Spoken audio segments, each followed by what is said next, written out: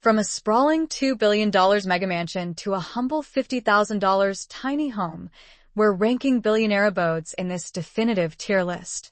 Vladimir Putin, with a staggering net worth rumored to be around $200 billion, naturally earns an S tier. His palace boasts not only opulent living spaces, but also a state-of-the-art underground bunker, a feature that speaks volumes about his priorities. Mark Zuckerberg secures a solid B tier.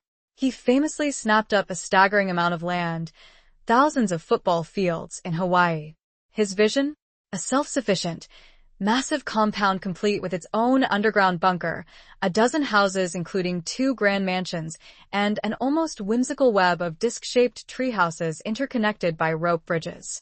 Practical and playful, a true tech mogul's dream. Then there's the curious case of Steve Jobs and the Jackling House. In 1984, Jobs acquired this California mansion, a 1925 creation by renowned architect George Washington Smith for the wealthy Daniel Jackling. Jobs, for reasons known only to himself, was determined to tear it down. California, recognizing its historical importance, firmly refused. Jobs, undeterred, publicly trashed the house, calling it dumb, dismissing Jackling's taste and declaring George Washington Smith a nobody. He then abandoned the property, leaving it to decay for a decade. Eventually, the authorities relented, granting him permission to demolish it.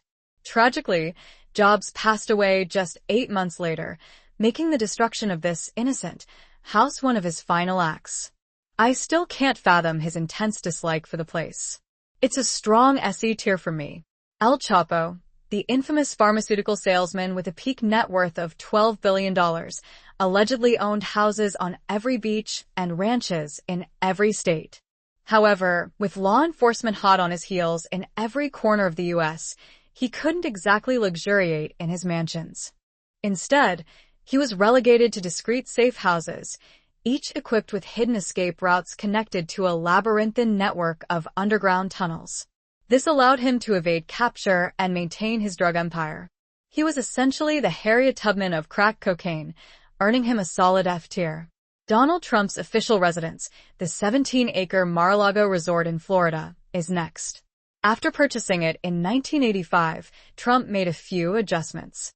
He erected an 80-foot-tall American flag, oh, the subtlety, and allegedly stashed a few classified documents from his White House days in the bathroom. But his most significant move was transforming the property into an exclusive club. A mere $200,000 entry fee granted you Mar-a-Lago membership and the privilege of hobnobbing with the likes of Jeffrey Epstein, a member until 2007, when he was reportedly kicked out for hitting on a teenager. Classic Jeffrey. The club now generates over $20 million annually, making Mar-a-Lago one of Trump's most profitable ventures. It's a somewhat controversial place, but undeniably a nice piece of real estate. Being the Queen of England comes with perks. An unparalleled jewelry collection, the freedom to drive a Bentley limo without a license, and the option to pay taxes only when the mood strikes. But the ultimate perk? Residing in Buckingham Palace, a $5 billion behemoth. This 775-room palace boasts a throne room, a multi-billion-dollar art gallery, London's largest private garden, and even an ATM in the basement, perfect for withdrawing stacks of cash to impress the 800 staff members. The place is so massive it has its own zip code. I'm pretty sure I'm too broke to even look at this house. Larry Page, the co-founder of Google, owns 5 private islands. What exactly is he doing on them?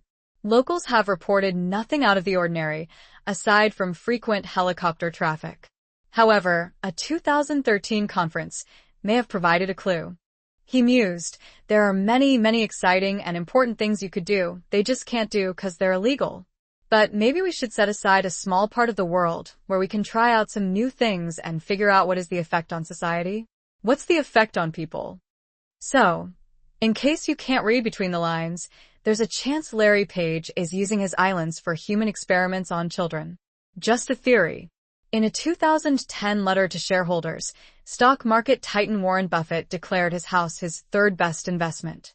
In 1958, he purchased a $330,000 home in a quiet Omaha, Nebraska neighborhood. Today, it's worth over 40 times what he paid. While this might seem like an exceptional return, had he invested that original $30,000 in the stock market, he'd be sitting on $3 million. Buffett considers the house a great investment not for its financial gains, but for the cherished memories it holds for him and his family. Mukesh Ambani, the wealthiest man in India, splurged $2 billion on a 27-story megamansion smack dab in the middle of the hood.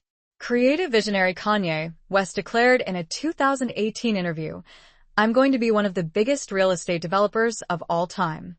I'm tired of the McMansions, all the Spanish roof homes and stuff like that whack, bro. Like everybody's house whack. It's trash." In 2023, Kanye bought a house that used to be a church. He originally planned to use it for his Donda Academy school, but it was left to rot. In 2019, he started building massive, dome-shaped structures inspired by Star Wars, envisioning them as a revolutionary solution to affordable housing. He was on the verge of solving the homelessness crisis when California shut him down, noting that they already have tents for that. More recently, Kanye bought a $57 million Malibu home, paid someone $20,000 a week to demolish parts of it, and then listed it for sale for $4 million less than he originally paid. And to add insult to injury, the guy he hired for the demolition claims he never got paid, leading to a lawsuit. After taking L after L, Kanye officially announced plans to build a 100,000-acre city in the Middle East. Jack Ma, the founder of Alibaba, shelled out $191 million for a mansion perched on the highest hill on Hong Kong Island, offering breathtaking views of the world's most expensive city. However, Mr. Ma may not be enjoying those views for much longer. In late 2020, he made the mistake of criticizing the Chinese government at an economic conference. While Jack Ma isn't dead, he did reappear in China a few months later. Hopefully, Supreme Leader Xi Jinping allowed him to keep his cool house. Michael Jordan's mansion could be yours for a cool $14,855,000. It's been on the market for over a decade, primarily because it's located in Illinois. Furthermore, many of the home's features are a little too Jordan-specific. Not many buyers are keen on front gates adorned with someone else's jersey number, a theater plastered with someone else's logo, or a basketball court emblazoned with someone else's kids' names. Marking your territory might deter others from stealing your pizza, but it also seems to deter potential home buyers. To the average broke person like myself, having a $15 million mansion that nobody wants might seem like a disaster, but Michael Jordan probably isn't losing any sleep over it. Solid D tier.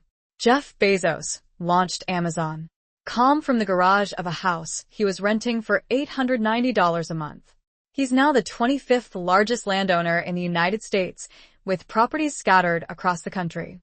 His main residence was a $10 million mansion in Washington until 2023, when he relocated to Florida to be closer to his family and, more importantly, further from the IRS. He now resides on a man-made island off the coast of Miami, where he initially bought a $68 million mansion. 2 months later, he dropped another $79 million on the house next door. It's a pretty chill place, B tier worthy, but his alleged tax evasion pushes him up to an A tier. Saudi Crown Prince Mohammed bin Salman dropped a staggering $300 million on a French chateau. The opulent residence features a nightclub, a moat with an underwater aquarium, and cutting-edge technology, controllable via iPhone. While resembling a historic landmark, it was actually built in 2009 by Saudi businessman Ahmad Khogi. The wealthy developer probably won't be doing business with the Crown Prince anytime soon, considering the CIA's assessment that the Crown Prince orchestrated the assassination of his cousin, if Ahmad, in 2018. Should Ahmad and the Crown Prince ever cross paths again, that might make for an awkward conversation. It's a pretty cool house, though. Billionaire's Row in New York City is a collection of the tallest and most expensive buildings on Earth. The individuals acquiring these apartments aren't simply buying residences, they're investing in furnished capitalism. In reality, the majority of the owners aren't actually residing in these apartments. They're using them as a store of value. It's a brand. It's like a Birkin bag. Where do you live? Where do you live? Where do you live? In 2019, billionaire investor Ken Griffin purchased 4 floors of 220 Central Park South for a staggering $238 million, making it the most expensive real estate purchase in United States history. 220 boasts the most coveted view in the city, being the only Billionaire's row tower directly overlooking Central Park. While I respect Ken Griffin, I think $240 million for a concrete brick is a tad excessive. Bill Gates owns a $150 million complex in Washington. It features an incredible library with a manuscript penned by Leonardo da Vinci. There is very little interior footage of this house. Some of the visuals have been created with AI. Bill Gates has a 60-foot indoor swimming pool. Inside of it is an underwater sound system, but that's nothing compared to his personal Lake Washington Beach that has sand imported from the Caribbean. He also has a trampoline room, walls covered in screens, and his favorite tree that he monitors electronically 24 hours a day. There's some cool tech in this house, a solid B tier. In 2002, Larry Ellison, the co-founder of Oracle, received a letter from his accountant listing some of his expenses, including a $25 million villa in Japan, a $194 million yacht, and a $200 million Japanese temple in California. Despite Larry's net worth being around $23 billion at the time, his accountant was still concerned, writing, "I'm worried, Larry. It's imperative that we start to budget and plan. New purchases should be kept." Oracle CEO and billionaire Larry Ellison has just made a rather large investment or purchase. He's just bought the island of Lanai. Kim Kardashian bought a $20 million home in 2014 with her then-husband Kanye West. They spent 3 years transforming it into what they described as a minimal monastery and what others described as an expensive psych ward. This house is a really cool art project. Now you're in the middle of this strange time where you're selling your houses. You say you don't want any material possessions, and I'm slightly sad about it, actually. Well, if you're sad about it, why are you doing it? On May 1st of 2020, Elon Musk announced that he would be selling almost all physical possessions, including his homes. He stayed true to his word, selling off each of his California mansions one by one. He then acquired a $50,000 tiny home. I think possessions kind of weigh you down. Then they're kind of an attack factor. People say, "Hey, billionaire, you got all this stuff." Like, well, now I don't have stuff. Now what? What are you going to do? Elon's $50,000 tiny home is actually his guest house. His main home is a South Texas rental property. It's technically only worth $45,000, but he also spent $200,000 building an 8-foot fence around it and covering it with security cameras. Elon says he got rid of his stuff when he sold off his $100 million real estate portfolio, but considering that only accounts for 0.5% of his wealth, he still has a lot of stuff after all.